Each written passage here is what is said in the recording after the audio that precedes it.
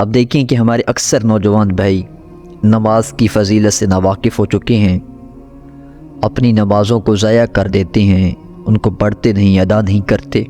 ہم نے کبھی سوچا ہے کہ اس پر کتنا اجر و ثواب ہے؟ پوری نماز تو ایک طرف، ساری نماز تو ایک طرف، اس کا تو الگ مقام اور مرتبہ ہے۔ اگر ہم اس کی ایک ایک جز پر کبھی غور و فکر کریں کہ اللہ نے اس ایک ایک جز پر کتنا ثواب رکھا ہے، ہم پھر کبھی اس نماز کو قضا نہ کرتے۔ تکبیر تحریمہ کے بارے میں جو پہلی مرتبہ اللہ اکبر کی صدائیں بلند کرتے ہیں نماز شروع کرتے وقت، اس کی فضیلت کتنی ہے؟ میرے آقا مولا صلی اللہ علیہ وسلم کی حدیث مبارکہ ہے، میرے آقا فرماتے ہیں کہ جو شخص 40 روز تک باجماعت نماز تکبیر تحریمہ کے ساتھ، تکبیر اولیٰ کے ساتھ ادا کرتا ہے، جماعت کے ساتھ نماز ادا کرتا ہے اور تکبیر اولیٰ میں شرکت کر کے ادا کرتا ہے، تو اللہ تبارک و تعالی اس کے لیے 2 چیزوں سے آزادی لکھ دیتے ہیں۔ 2 ایسی چیزیں ہیں کہ جن سے اللہ تبارک و تعالی ان کو آزادی عطا کرتا ہے۔ وہ کون کون سی چیزیں ہیں؟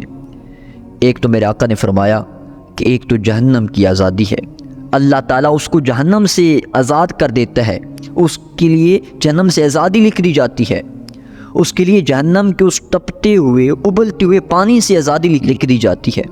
اس شخص کے لیے جو باجماعت نماز ادا کرتا ہے تکبیر تحریمہ کے ساتھ، تکبیر اولیٰ کے ساتھ، اللہ تعالیٰ اس کو جہنم کی اس ابلتی ہوئی آگ سے آزاد کر دیتا ہے۔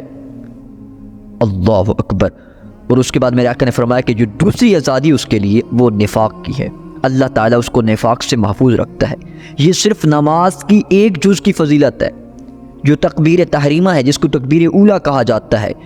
پھر نماز کی رکوع کا کیا ثواب ہوگا، اس کے قیام کا کیا ثواب ہوگا، پھر اس کے سجدے کا کیا ثواب ہوگا؟ کبھی ہم نے سوچا ہے کیا نماز کی ایک ایک جز پر رب تعالیٰ نے کتنے انعامات کا ذکر فرمایا ہے؟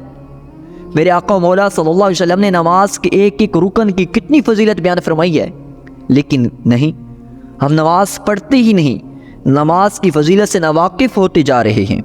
اللہ اکبر۔ اس کے بعد میرے آقا مولا صلی اللہ علیہ وسلم فرماتی ہیں کہ تکبیر اولیٰ دنیا اور دنیا میں جو کچھ ہے ان سب سے بہتر ہے، کہ جس شخص کو تکبیر اولیٰ نصیب ہوتی ہے، تکبیر تحریمہ تکبیر اولیٰ جس شخص کو نصیب ہوتی ہے، تو اس کے لیے دنیا اور دنیا میں جو کچھ ہے ان سب سے وہ تکبیر اولیٰ بہتر ہے، افضل ہے، فضیلت والی ہے۔ اس کے بعد میرے آقا فرماتی ہیں کہ ہر چیز کا ایک عمدہ حصہ ہوتا ہے، ہر چیز کی ایک عمدہ چیز ہوتی ہے، ایک عمدہ خوبی ہوتی ہے۔ میرے آقا مولا صلی اللہ علیہ وسلم نے فرمایا کہ نماز کی جو عمدہ چیز ہے وہ تکبیر اولیٰ ہے۔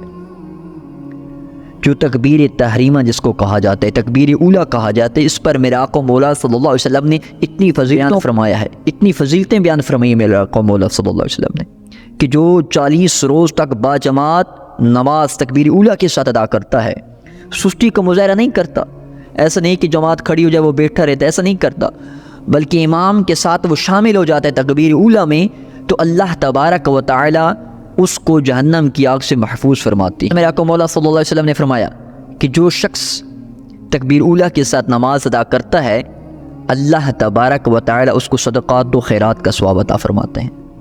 یہ اللہ اس کو جتنا چاہے دیتا ہے، یہ صرف ہم کو چاہیے کہ ہم اللہ کی عبادت دل کھول کے کریں، اللہ کی عبادت کرنے میں، اللہ کا شکر ادا کرنے میں کنجوسی نہ کریں، بخل اختیار نہ کریں، بلکہ دل کھول کر اللہ کی عبادت کریں، تاکہ کل بروز قیامت جب میدان حشر لگے گا، سارے لوگ اللہ کے سامنے حاضر ہوں گے، تو اس روز تاکہ ہم شرمندگی سے بچ جائیں۔